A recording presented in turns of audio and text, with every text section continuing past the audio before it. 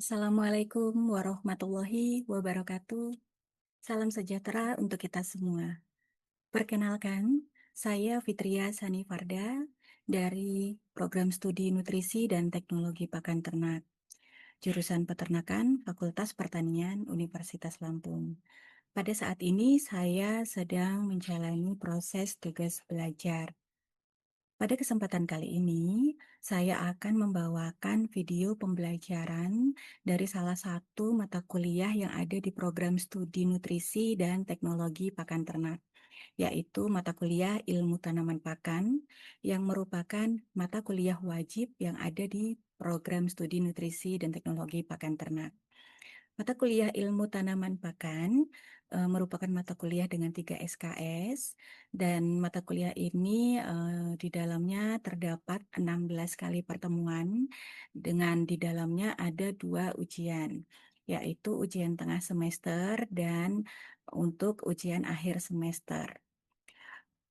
Mata kuliah ilmu tanaman pakan ini sendiri yaitu mata kuliah yang mempelajari prinsip identifikasi, analisis kualitas, budidaya, produksi, dan pengolahan hijauan pakan ternak, serta faktor lingkungan yang mempengaruhi pertumbuhannya, sehingga di dalamnya terdapat beberapa materi yang sesuai dengan deskripsi dari mata kuliah. Dan untuk topik kali ini saya akan membawakan topik tentang teknologi pengawetan hijauan pakan silase. Video pembelajaran ini dibuat sebagai salah satu syarat dari pengajuan proses sertifikasi dosen. Maka diharapkan video pembelajaran ini dapat memberikan manfaat bagi mahasiswa serta memberikan atau menambah wawasan untuk mahasiswa. Terima kasih. Wassalamualaikum warahmatullahi wabarakatuh.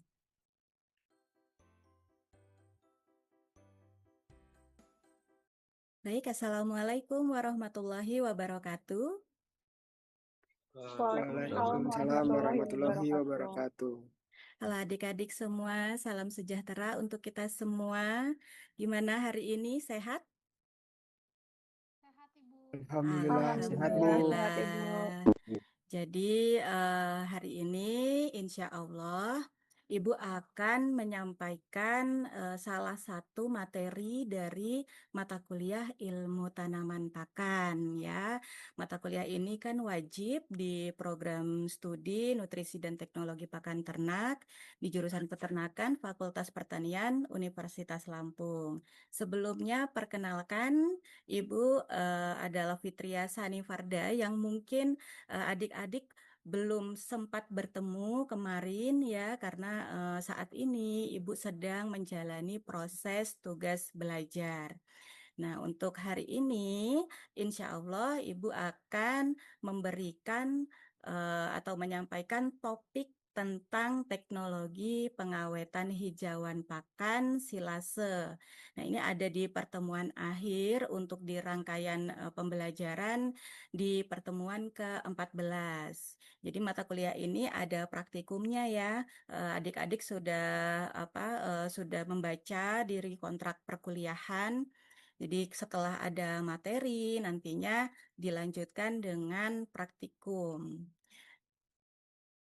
Jadi untuk capaian pembelajaran yang diharapkan nantinya setelah adik-adik mendengarkan materi dari Ibu, kita diskusi bersama, itu nanti harapannya adik-adik mampu menjelaskan tentang pengolahan hijauan pakan. Nah, tentunya ini mencakup beberapa bahan kajian seperti pendahuluannya adik-adik mulai mereview kembali konsep dasar hijauan pakan.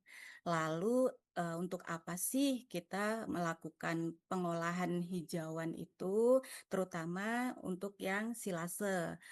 Kemudian metode pengolahannya seperti apa? Lalu apa yang menentukan faktor-faktor penentu apa sehingga ini tuh berhasil silasenya. Nah, ini ya nanti setelah pertemuan ini harapannya adik-adik sudah, wah sudah bisa nih nanti dibawa ke praktik langsungnya pembuatan silase. Baik, jadi kalau sekarang adik-adik kan semester 4 ya, berarti sudah ini nih, sudah kenal jenis-jenis pakan. Ya, salah satunya ada hijauan pakan. Sekarang adakah yang mau, menyampaikan atau yang teringat di, ingatan adik-adik nih, hijauan pakan itu sebenarnya apa ya? Gitu. Ini kan, anak-anak nutrisi pakan, jadi pastinya ini sudah jadi pakem, harus sudah dipegang. Adakah yang bisa menyampaikan ke forum kelas, hijauan pakan itu apa ya? Gitu. Izin menjawab Ibu. Iya silakan, siapa namanya? Sebelumnya izin memperkenalkan diri, nama saya Bagus Setiawan. Ya, silakan Jadi Bagus. izin menjawab tentang hijauan pakan itu bagi ternak apa. Hijauan pakan ternak adalah segala jenis tanaman, baik rumput maupun legum, yang dapat dimakan oleh ternak dan bermanfaat bagi pertumbuhan produksi dan reproduksi ternak tersebut. Oke, betul, betul sekali. Luar biasa. Jadi, kita harus mulai fokus ya, paham. Kalau hijauan itu tuh kan berarti apa nih? Seratnya tinggi ya, adik-adik ya. Dia sumber serat sehingga untuk siapa? Untuk ternak apa? Jadi, hijauan ini ternyata memang pakan utama bagi ternak ruminansia. Walaupun nanti adik-adik kan sudah bisa membagi jenis-jenis hijauan ya, ada yang kualitas tinggi, kualitas sedang dan kualitas rendah. Nah, tapi ternyata kita punya PR nih tentang hijauan pakan. PR-nya apa? Melihat kondisi di Indonesia. Ya, kondisi di Indonesia yang ternyata punya PR tersendiri ketika kita tergolong sebagai negara tropis ya, dua musim, ada musim hujan, ada musim kemarau. Sudah seringkah jalan-jalan ke peternakan-peternakan? Apa yang terjadi di musim hujan? Apa yang terjadi di musim kemarau? Ada yang bisa menanggapi?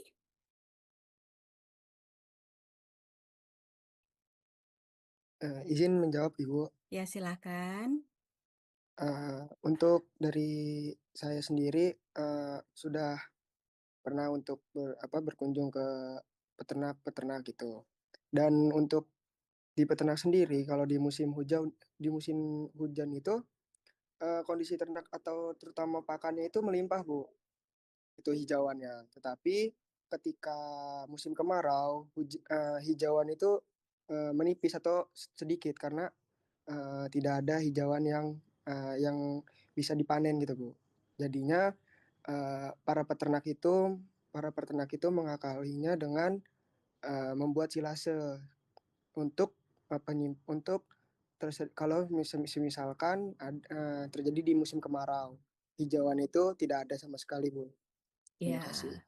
Jadi, adik-adik kan sudah ternyata sudah langsung melihat ya fenomena di luar fakta di lapangan bahwa ketika kemarau itu PR-nya luar biasa loh adik-adik. Peternak kita mengarit ya istilahnya ngarit atau mencari rumput itu ternyata kesulitan. Padahal saat musim hujan itu bahkan banyak yang busuk ya karena dia ada surplus di sana. Nah, oleh karena itu, makanya kita perlu perlu sekali, mengatasi kondisi ini. Memang, ketika terjadi musim hujan santai-santai, kita bisa santai-santai, "Oh iya, nanti, tenang aja masih banyak kok rumputnya." Tapi terasanya ketika musim kemarau, nanti baru, aduh, cari rumput susah, rumputnya juga kualitasnya mulai rendah, ya banyak yang kering. Ujung-ujungnya nanti harus nyari lagi, limbah-limbah yang mungkin kualitasnya sangat rendah. Oleh karena itu, perlu kita olah di sana. Ada yang namanya teknologi, kita harus menggunakan teknologi pengolahan hijauan pakan. Nah, di sini yang akan kita pelajari adalah tentang silase. Kenapa? Karena ada tujuannya silase itu. Pertama, silase itu bisa disimpan dalam jangka waktu yang lama. Itu kalau silasenya benar bagus, kualitasnya kita buatnya benar, itu bisa tahan hingga 1 tahun lebih ya, bisa sampai 2 tahun. Nah, kemudian dia itu akan stabil nanti ketersediaan hijauan pakannya. Nah, jadi ketika musim kemarau nggak perlu lagi khawatir ya. Dan salah satu yang penting itu menjaga kualitas nutrisi. Ya, hijauan itu ketika kita biarkan saja akan membusuk ya, tentunya itu kualitas nutrisinya sangat turun. Nah, ketika kita buat menjadi silase, maka kualitas nutrisinya akan terjaga. Nah, sedangkan itu juga nanti bisa membantu mengurangi limbah hijauan yang terbuang tadi. Waktu musim hujan kan banyak ya yang tidak terpakai. Nah, sehingga kalau semuanya kita gunakan tepat sasaran, maka itu akan bermuara ke efisiensi biaya pakan ternak. Makanya penting ya teknologi pengawetan hijauan pakan itu. Jadi sebenarnya silase itu apa sih gitu kan? Yes. Adik-adik perlu paham bahwa ada prinsip yang harus dipegang ya, bahwa silase itu fermentasi yang dilakukan secara anaerob ya. Hijauan pakan yang diawetkan secara anaerob itu wajib. Wajib, tidak boleh ada oksigen di dalamnya. Dan ada yang bekerja di sana ya, tidak terlihat tapi ada, nyata. Siapa dia? Jadi kita ternyata minta tolong si mikroba baik kita yaitu bakteri asam laktat. Kok dia bisa ya membantu menjadikan si hijauan tuh jadi awet. Nah, nanti kita akan berbicara lebih lanjut tuh ke depannya nanti bagaimana sih kinerjanya, kok bisa sih jadi awet gara-gara bakteri asam laktat. Nah, dan proses yang terjadi itu kita sebut dengan ensilase ya. Proses pembuatan silase itu ensilase, tapi produknya itu silase ya. Jadi ensilase dengan silase berbeda ya adik-adik ya. Itu benar-benar harus diingat ya bahwa ensilage ya, kalau misalkan baca di jurnal ensilage gitu berarti itu prosesnya. Tapi produknya adalah silage atau silase ya. Dan silase ini kenapa bisa awet? Karena ada kondisi ya yang menciptakan dia itu bisa awet. Ya, salah satunya pertama anaerob. Mikroba pembusuk itu suka dengan oksigen. Nah, suka dengan oksigen. Jadi ketika kita tekan ya, kita kurangi sebisa mungkin kan dipadatkan, kita buang jauh-jauh tuh oksigennya, dia nggak bisa tumbuh ya, kemudian dia tidak bisa berkembang. Lalu si bakteri baik tadi, si bakteri asam laktat, itu tuh kan menghasilkan asam laktat ya, sehingga nanti pH-nya akan turun, rendah, asam. Nah itu dibenci nih, nggak suka mikroba pembusuk. Siapa sih mikroba pembusuknya itu? Nah, mikroba pembusuknya itu salah satunya adalah Clostridia, ya. Nah, itu yang membuat nanti tuh warnanya hitam, terus ada bintik-bintik putihnya gitu, kemudian baunya busuk, berair, ya. Nah, kenapa sih kok hijauan itu PR sekali ya? Kok harus diawetkan ya? Kok gampang busuk ya? Ada sebabnya adik-adik. Karena apa? Yang pertama, kandungan airnya. Ya, hijauan itu kandungan airnya tinggi. Dan mikroba pembusuk suka dengan kandungan air yang tinggi.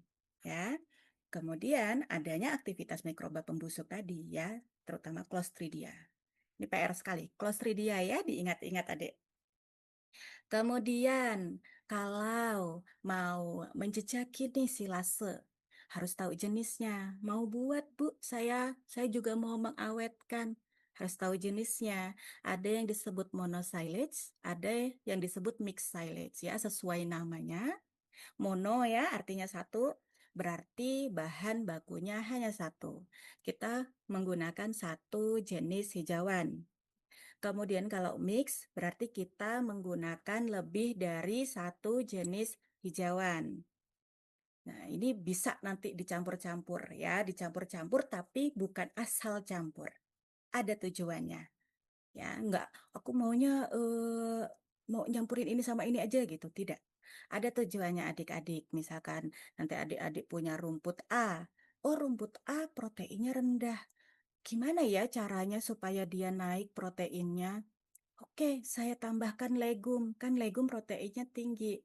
Oh, kalau gitu nanti saya campur 50%, 50%. Oh, tidak bisa. Kenapa ya? Nah, kita lihat nanti. Pasti ada jawabannya. Perhatikan ya, supaya nanti jawabannya ketemu.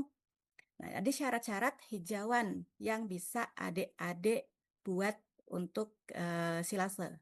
Pertama, kadar airnya harus 60 sampai 70%. Ya, antara itu. Kenapa? Tadi kembali lagi, kalau kadar air terlalu tinggi, siapa yang suka?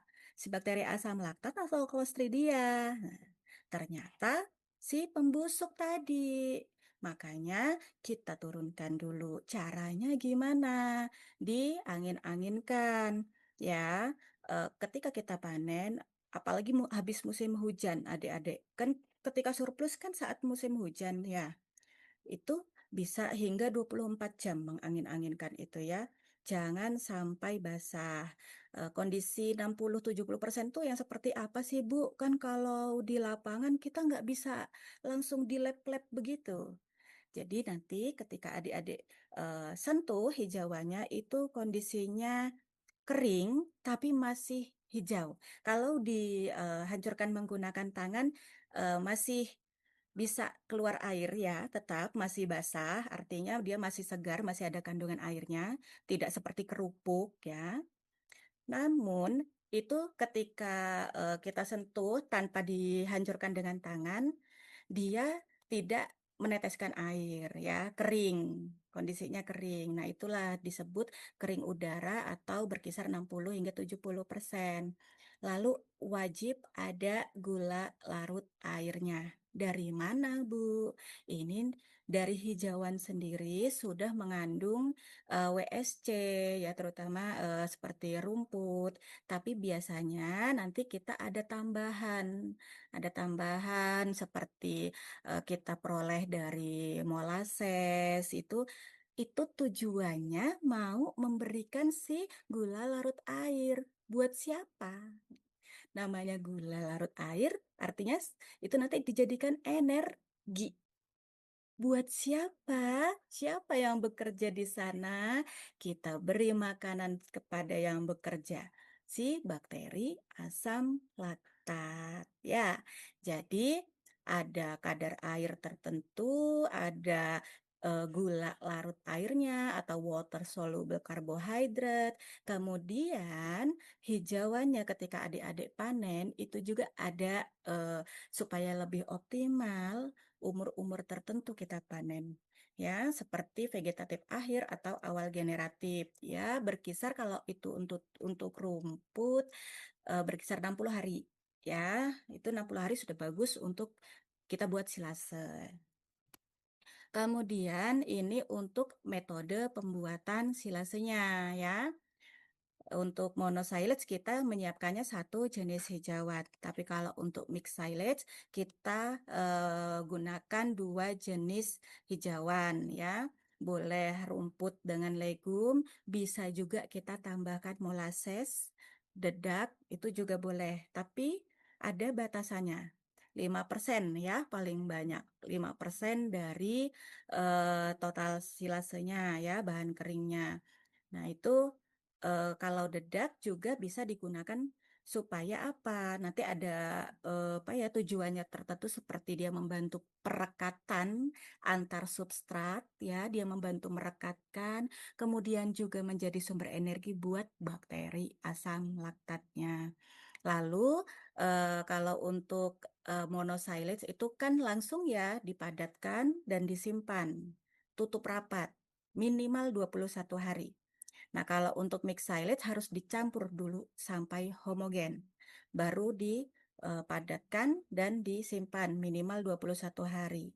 Nah, jadi kalau nanti sudah berhasil, maka ciri-cirinya pH-nya akan turun, aromanya juga akan khas ya, wangi, apalagi kalau ada molasesnya. Kemudian warnanya tidak jauh berubah, hanya sedikit layu, menguning ya, dibandingkan yang segar, tapi tidak berubah hitam. Kemudian tidak berjamur, tidak berlendir. Nah, jadi kalau adik-adik nantinya akan mencampur ya silase itu, maka harus ada batasan untuk legum itu berkisar maksimal 40%. Ya, maksimal 40%. Nah, untuk tadi tambahan aditifnya, molasses, dedak itu kita berikan maksimal 5%. Nah, kesimpulannya apa? Jadi teknik pengawetan hijauan ini melalui proses anaerob ya, dengan menghasilkan kondisi asam. Ya, kondisi asam. Nah, kemudian dia akan menekan atau mencegah pertumbuhan dari mikroba pembusuk sehingga dia bisa awet. Tadi ada prinsip-prinsip keberhasilannya yaitu kadar air, cukup gula larutnya, kemudian harus benar-benar rapat karena kondisinya anaerob sehingga nanti hasilnya fermentasinya akan maksimal ya. Nah, untuk tugasnya nanti bisa adik-adik ambil dari scan barcode di sini. Baik, jadi materinya sudah selesai. Ada yang ingin adik-adik tanyakan? Silahkan. Ibu izin bertanya. Iya, silakan. Sebelumnya izin memperkenalkan diri, nama saya Nazwa Fashira dengan NPM 2314241034. Ibu tadi silase tuh ada dua ya, ada yang monosilase sama yang mix. Iya, Nah, betul. untuk yang mix itu tuh gimana sih cara kita nyusun silasenya tuh biar udaranya misalnya di dalam drumnya itu si udaranya tuh kecil gitu atau uh, cara dia kerjanya tuh lebih baik gitu Bu. Cara penyusunan bahannya tuh kayak gimana? Oke, terima kasih pertanyaannya untuk Najwa. Jadi silo ini adalah tempat ya, tempat untuk penyimpanan silase. Itu bisa kita gunakan berbagai macam ya adik-adik. Mungkin memang pada umumnya kalau di lapangan karena mau buat banyak, kita paling kecil pakai drum. Tapi kalau di perusahaan-perusahaan itu udah nggak lagi pakai drum ya, pakainya bahkan seperti bank silo, eh, apa ya cor-coran gitu ya. Sehingga prinsipnya itu hanya satu, harus anaerob. Kalau skala lab kita bisa gunakan vakum ya, vakum. Jadi tahu vakum sealer ya. Itu untuk skala lab. Nah, kalau skala peternak rakyat kita masih menggunakan drum. Caranya dengan di kalau untuk susunannya kita harus homogen. Itu syaratnya. Kenapa homogen? Jadi bagian pakan yang mix tadi, baik itu yang paling bawah maupun yang paling atas harus sama. Ya, supaya nanti perombakan di dalamnya, di dalam proses ensilase tadi, itu terjadi sama. Kan tadi tujuannya salah satunya mempertahankan nilai nutrisi. Ya, jadi harus sama, homogen. Jadi bukan kita susun-susun, tidak, tapi kita campur dulu di luar sampai benar-benar tercampur rata, baru dipadatkan. Memadatkan jangan langsung banyak-banyak adik-adik. Kalau langsung banyak akan berat untuk bisa memadatkan. Jadi sedikit demi sedikit, ya. Kalau di skala peternakan rakyat tentunya kita tidak bisa sampai benar-benar steril, ya. Kita dengan cara diinjak-injak gitu. Tapi kalau adik-adik ini kan dari nutrisi ya, yang memang harus bisa menghasilkan data yang baik, mungkin nanti bagi penelitiannya juga akan pasti ada salah satunya nanti akan melakukan pembuatan silase ya dengan inovasi-inovasi tertentu. Nah, itu kalau skala lab, maka dia akan kita gunakan vacuum sealer dengan sangat SOP yang sangat ketat ya, pakai tutup sarung hidung, kemudian gloves, lalu kita setiap sampel itu kita vakum. steril. Ya, itu pasti berhasil, insya Allah berhasil ya, karena memang itu prinsipnya seperti itu. Ya, jadi kalau susunan tertentu tidak ada, Adik. Justru harus sama, harus homogen, wajib. Ada lagi? Ada Bu, Iya, tapi silakan. pertanyaannya berkaitan sama pertanyaan yang dari Najwa tadi. Ya, silakan. Itu apakah proses fermentasi ini akan selalu menghasilkan pakan yang berkualitas tinggi atau bahkan ada risiko tertentu gitu yang justru menurunkan kualitas silasnya itu tadi? Oke, pertanyaannya hebat sekali.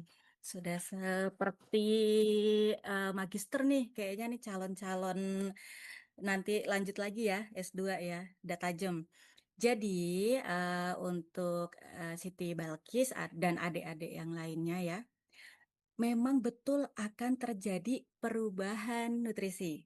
Ya, ada yang berubah dari segar dan hasil silase. Pasti ada perubahan. Apa saja ya yang berubah? Yang pertama, tentunya adalah bahan keringnya. Ya, bahan keringnya. Jadi kalau segar kita bandingkan dengan silase, maka bahan kering silase akan lebih tinggi dibandingkan yang segar. Ya, karena di sana proses ensilase itu sudah terjadi perombakan nutrien, perombakan serat, protein, itu terjadi di dalam proses ensilase. Itu yang pertama ya, bahan keringnya berubah. Kemudian, seperti apa seratnya? Seratnya turun. Hijauan segar dengan silase, kandungan seratnya akan berbeda. Ketika sudah dibuat silase, kalau berhasil ya, ini silasenya ini harus wajib berhasil ya. Jangan yang busuk yang kita bahas. Nah, kalau berhasil, maka seratnya akan turun karena sudah dirombak. Jadi meregang dia ikatan seratnya. Lignoselulosnya, hemiselulosanya, itu semuanya sudah mulai meregang. Makanya ketika adik-adik buka silasenya sudah jadi disentuh ya, diremet-remet itu, dihancurkan pakai tangan, seperti apa dia? Lebih mudah hancur. Ya, lebih mudah hancur. Atau kita sebut dengan lunak. Itu. Jadi, kemudian apalagi pH-nya berubah. Namanya silase tadi ada menghasilkan apa adik-adik? Asam. Ya, asam dari si bakteri asam laktat tadi. Nah, kondisi itu menurunkan pH. Makanya dia pH-nya akan berubah. Nah, kalau mau diberikan ke ternak, harus kita diamkan terlebih dahulu ya, jangan langsung. Supaya dia pemberiannya itu pH-nya naik lagi sedikit ya, supaya nanti tidak terlalu asam dan ketika diberikan ke ternak itu tidak mengganggu pH di dalam rumen. Kan tidak boleh terlalu asam ya masuk ke rumen. Nah, jadi kualitas silasenya tuh makin bagus apa makin jelek nih kalau segar dengan silase? Kira-kira lebih mudah dicerna mana?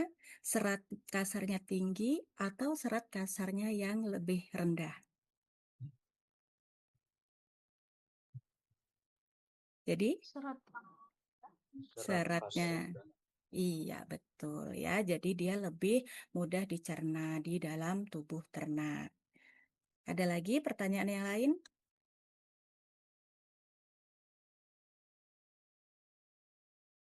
Atau sudah cukup paham?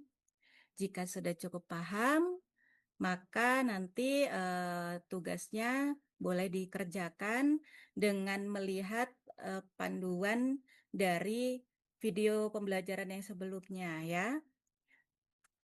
Baik, terima kasih untuk hari ini.